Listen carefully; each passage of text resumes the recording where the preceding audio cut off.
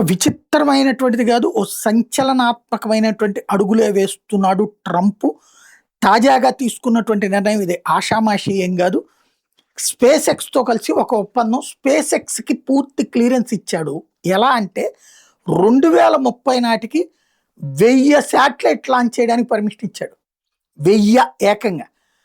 ఇది వెళ్ళేదంటే లాంచ్ చేయడం, తిరిగి వచ్చే ఎయ్యైనా సరే 1000 నాసా కావచ్చు, లేదంటే స్పేస్ ఎక్స్ కావచ్చు. అంటే ఇదే 26 ఇది కూడా దాదాపు అయిపోవచ్చింది. ఇంకా 3 ఏళ్లలో వీళ్ళు 1000 శాటిలైట్లు అంతరిక్షంలోకి పెడతారు. ఇప్పుడు భారీ ఎత్తున శాటిలైట్ల అవసరం పెరిగిపోయింది వివిధ సంస్థలకి.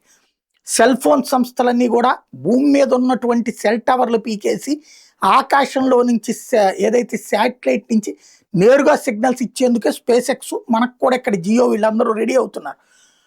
మనోళ్ళు ఇప్పుడు పోటీ పడాలి, ఎందుకంటే వాడు ఇప్పటికే రన్నింగ్లో ఉన్నాడు. ఇప్పుడు స్పేస్ ఎక్స్కి అయితే ఇది ఒక కొత్త వ్యాపారం. శాటిలైట్ల ద్వారా విపరీతంగా ఇప్పుడు 1000 శాటిలైట్ అంటే ఒక్కొక్క శాటిలైట్ నుంచి ₹1 కోటి సంపాదించుకుని 1000 కోట్లు వచ్చేస్తాయి. అక్కడ కోటేం కాదు, వాళ్ళు కనీసం 50-60 కోట్లు సంపాదించుకుంటారు ఒక్కో శాటిలైట్ మీద.